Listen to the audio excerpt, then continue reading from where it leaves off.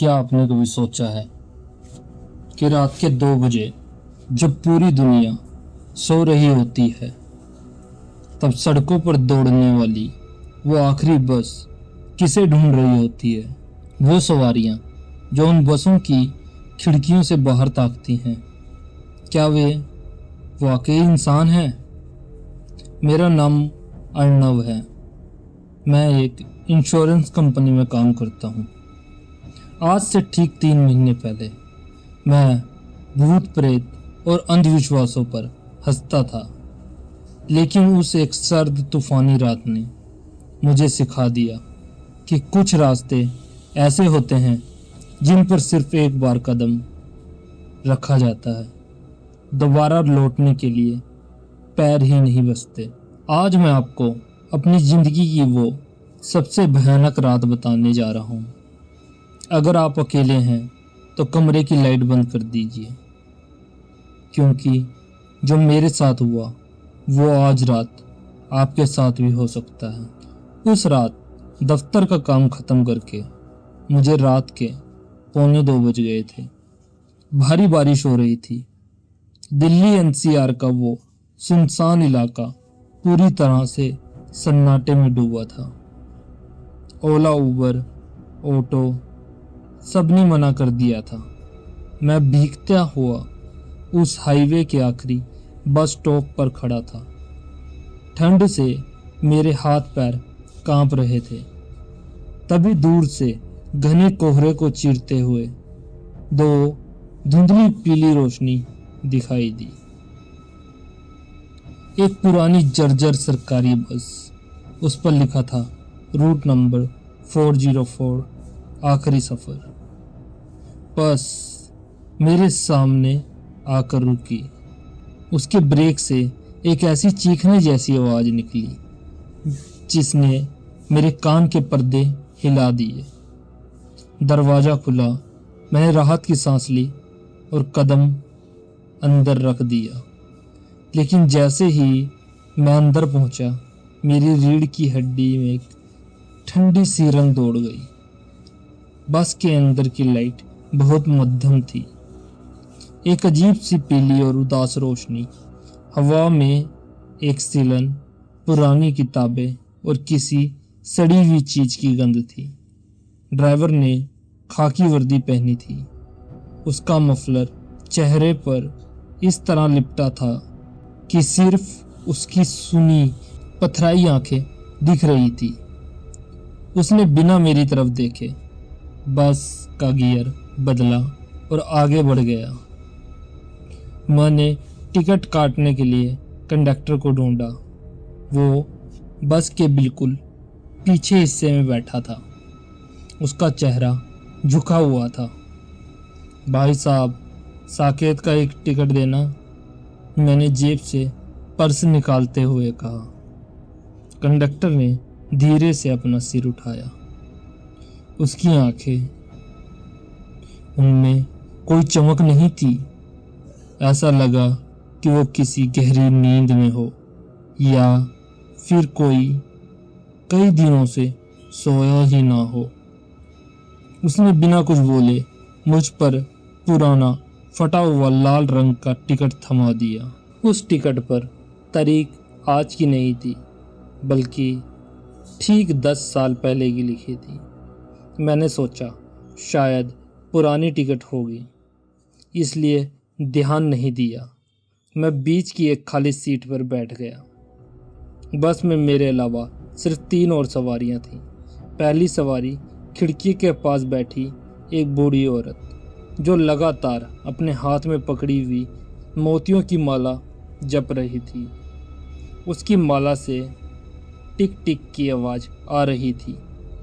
दूसरी सवारी एक कॉलेज का लड़का, जो कानों में हेडफोन लगाए बिना हिले डुले सामने देख रहा था। अजीब बात यह थी कि उसके हेडफोन से कोई आवाज़ नहीं आ रही थी, फिर भी उसकी गर्दन एक तय लय में हिल रही थी। तीसरी सवारी बस के बिल्कुल बीच में बैठी एक लड़की, जिसने सफ़ेद रंग का सलवार सूट पहना था। उसके बाल खुले थे और वो लगातार रो रही थी। सिसकियों की आवाज़ बहुत धीमी थी, लेकिन इस सन्नाटे में वो सीधे मेरे दिल को चीर रही थी। मैंने खिड़की से बाहर देखा। बाहर का नज़ारा देखकर मेरे होश उड़ गए। बस साकेत के रास्ते पर नहीं थी। बाहर ना तो कोई स्ट्रीट लाइट थी और ना ही कोई जानी पहचानी इमारत। बाहर सिर्फ एक घना काला जंगल था और खिड़की के कांच पर अंदर की तरफ से खून जैसा लाल स्याही से लिखा था, यहाँ से कोई वापस नहीं जाता। मेरा गला सूखने लगा। मैंने घड़ी देखी। रात के करीब 2:15 का टाइम था।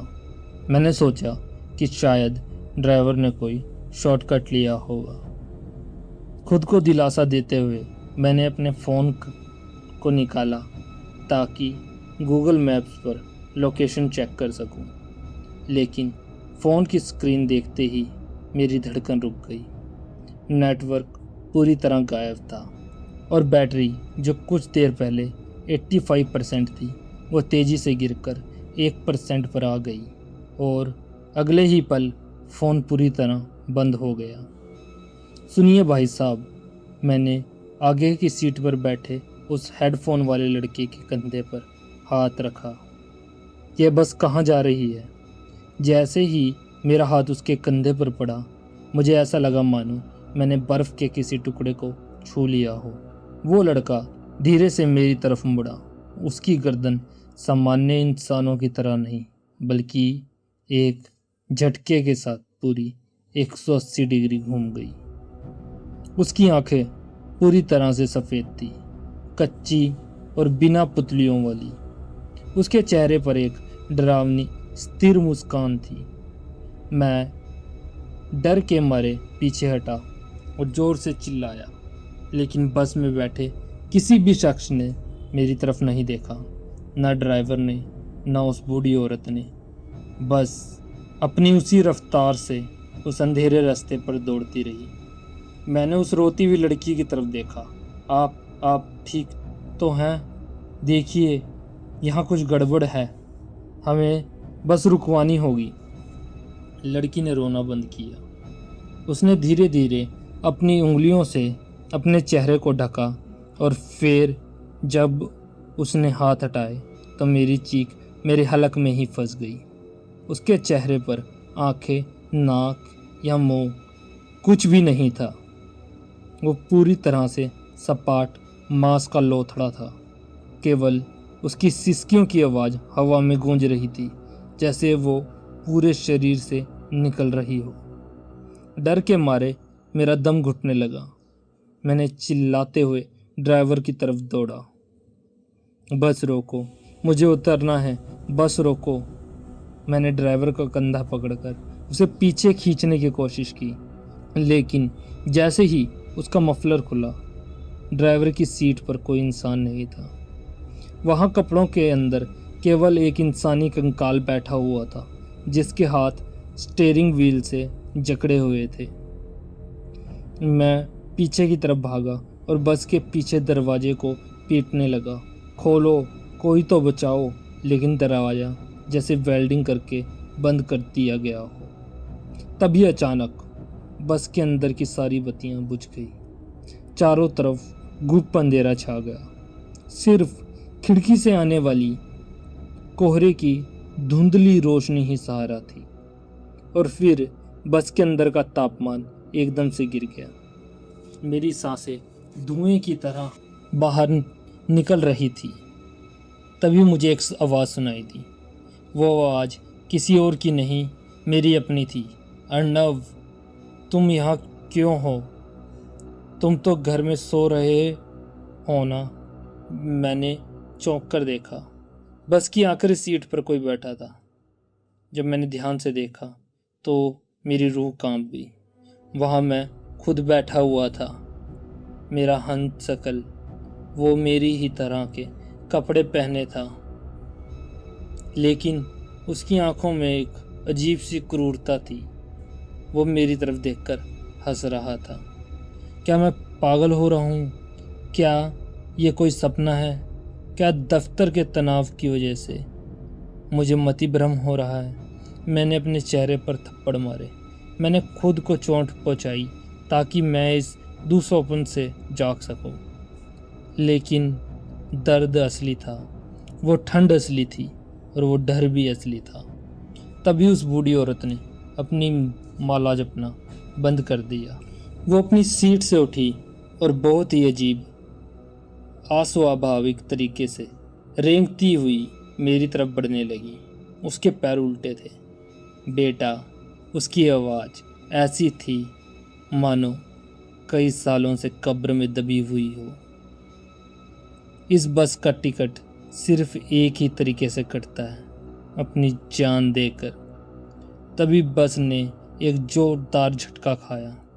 खिड़की के बाहर जो पेड़ थे वो अब पेड़ नहीं लग रहे थे, वो हवाओं में लटकते हुए अनगिनत इंसानी हाथ थे जो बस की खिड़कियों को खरोच रहे थे। कांच पर उनके नाखूनों की सरसराहट की आवाज़ गूंज रही थी। और तभी बस के आगे की हेडलाइट की रोशनी में एक साइन बोर्ड चमका, शमशान भूमि 0 किलोमीटर। बस एक बड़े से लोहे के गेट के अंदर दाखिल हुई और अचानक एक झटके के साथ रुक गई। इंजन बंद हो गया। चारों तरफ एक जानलेवा खामोशी छा गई। कंडक्टर अपनी सीट से खड़ा हुआ। वो धीरे धीरे मेरी तरफ बढ़ा। उसके हाथ में वही लाल टिकट था। अर्नव, तुम्हारा स्टॉप आ गया। नहीं, मुझे नहीं उतरना, ये मेरा स्टॉप नहीं है। मैं रोने लगा, गिड़गिड़ाने लगा। कंडक्टर ने अपने चेहरे पर लगा कपड़ा हटाया।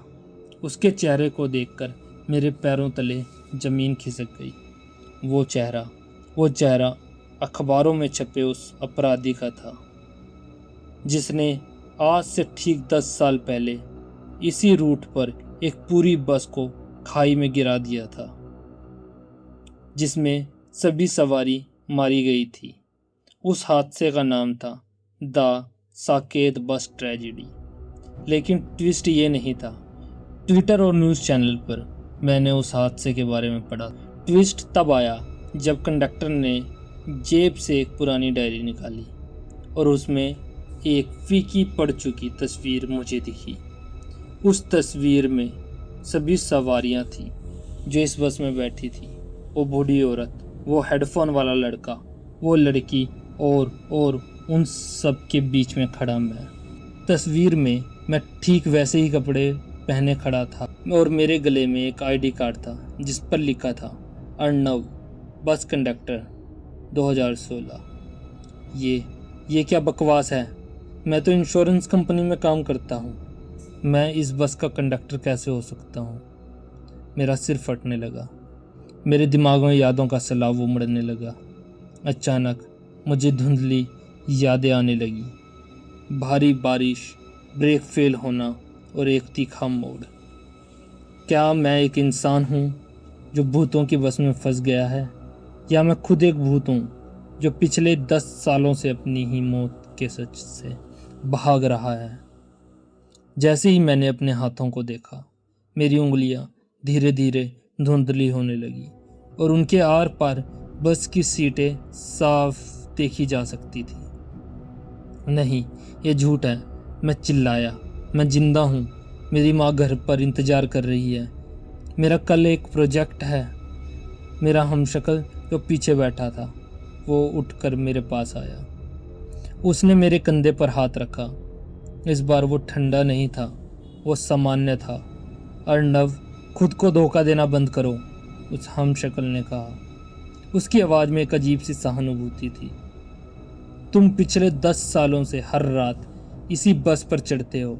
हर रात तुम भूल जाते हो कि तुम मर चुके हो। तुम्हारा दिमाग इस सच को स्वीकार नहीं कर पा रहा कि उस रात गलती तुम्हारी थी। तुमने शराब पीकर बस चलाई थी। मेरी आंखों से आंसू बहने लगे। नहीं, मैंने कभी शराब नहीं पी। तभी बस की खिड़कियों के शीशे चटकने लगे। बाहर की आत्माएं, वो चेहरे जिसे मैंने इस बस में देखा था, अब वो सब मेरे चारों तरफ घेरा बनाकर खड़े हो गए थे। उनके चेहरे पर अब डरावने नहीं थे, बल्कि उनमें एक गहरा दुख और गुस्सा था। तुमने हमें मार डाला अर्णव, वो लड़की बोली। उसके चेहरे पर अब आंख कान वापस आ चुके थे, लेकिन उसका चेहरा सड़ चुका था। तुम्हारी एक लापरवाही और हमारे हंसते खेलते परिवार उजड़ गए। हमें मुक्ति तक नहीं मिलेगी जब तक तुम अपना गुनाह कबूल नहीं करते। मेरा दिमाग दो हिस्सों में बट चुका था। एक हिस्सा कह रहा था कि यह सब एक छलावा है, कोई तांत्रिक माया है। दूसरा हिस्सा मुझे वो भयानक मंजर याद दिला रहा था, स्टीयरिंग व्हील का हाथ से छूटना, चीखे और पानी से भरी उस गहरी खाई में बस का गिरना। अगर मैं मर चुका हूँ, मैंने हाफते हुए अपने हमशक्ल से पूछा, तो तुम कौन हो? उसने मुस्कुराते हुए कहा, मैं तुम्हारी बची हुई इंसानियत हूँ। और उसने ड्राइवर की सीट की तरफ इशारा किया, जहाँ वो कंकाल बैठा था। वो तुम्हारा असली रूप है। अब चुनो तुम्हें किसके साथ जाना है। बस के अंदर की हवा इतनी भारी हो गई कि मेरा दम घुटने लगा। मुझे लगा कि अगर मैंने अभी कोई फैसला नहीं लिया तो मैं हमेशा के लिए इसी काली भूल भुलैया में खो जाऊंगा। मैंने आंखें बंद की और जोर से चिल्लाया, हाँ, मुझे याद आ गया, वह मेरी गलती थी। उस रात मुझे देर हो रही थी, मैं शॉर्टकट लिया, ब्रेक फेल नहीं हुए थे, मुझे झपकी आ गई थी। मुझे माफ़ कर दो, मुझे माफ़ कर दो। जैसे ही मैंने अपना गुनाह कबूल किया, एक ज़ोरदार धमाका हुआ। बस की सारी खिड़कियां एक साथ टूट गई। एक तेज सफ़ेद रोशनी बस के अंदर फैल गई। वो इतनी चमकदार थी कि मुझे अपनी आंखें बंद करनी पड़ी। जब मैंने धीरे धीरे अपनी आंखें खोली तो वह गायब थी। जंगल गायब था, शमशान घाट का कोई बोर्ड नहीं था। मैंने दिल्ली की एक जानी पहचानी सड़क पर खड़ा था। सुबह की पहली किरण फूट रही थी, बारिश रुक चुकी थी। मेरे सामने साकेत का वो बस स्टॉप था जहाँ मैं कल रात खड़ा था। लोग आ जा रहे थे, गाड़ियाँ चल रही थी। क्या मैं बच गया? क्या वह सिर्फ एक शुद्ध दुस्वप्न था? मैंने राहत की गहरी सांस ली। मैंने अपनी जेब टटोली। मेरा फ़ोन चालू था। उस पर सुबह के 6 बज रहे थे। मेरी माँ के 10 मिस कॉल थे। मैंने तुरंत माँ को फ़ोन लगाया। हेलो माँ, मैं ठीक हूँ, मैं घर आ रहा हूँ। रात को मैं एक बहुत ही अजीब दुस्वप्न में कौन? फ़ोन की दूसरी तरफ से माँ के रोने की आवाज़ आई, लेकिन वह आवाज़ बूढ़ी और कमज़ोर थी, जैसे 3 महीने पहले नहीं थी। आप कौन बोल रहे हो? मेरे बेटे अर्णव को मरे तो आज 10 साल हो गए। आप क्यों उसका नाम लेकर मुझे तंग कर रहे हैं? मेरे हाथ से फ़ोन छूटकर गिर गया। मैंने घबराकर सड़क के किनारे लगे एक एटीएम के शीशे में अपना चेहरा देखा। शीशे में कोई परछाई नहीं थी। तभी मेरी नज़र सड़क पर पड़े आज के अखबार पर पड़ी। अखबार पर आज की तारीख थी 5 जुलाई 2026 और नीचे एक छोटा सा कॉलम था, 10 साल पहले आज ही के दिन हुए साकेत बस हादसे की बरसी पर मृतकों को श्रद्धांजलि। मैंने पीछे मुड़कर देखा। सूरज की रोशनी मेरे शरीर के आर पार जा रही थी। सड़क पर चल रहे लोग मेरे अंदर से होकर गुजर रहे थे। मैं कभी घर नहीं लौटता था, मैं कभी दफ्तर से नहीं निकला था। मैंने पिछले 10 सालों से एक रूह बनकर भटक रहा था। और आज रात के ठीक 2 बजे रूट नंबर 404 की आखिरी बस फिर आएगी और मुझे फिर से उस सफ़र पर ले जाएगी, हमेशा के लिए।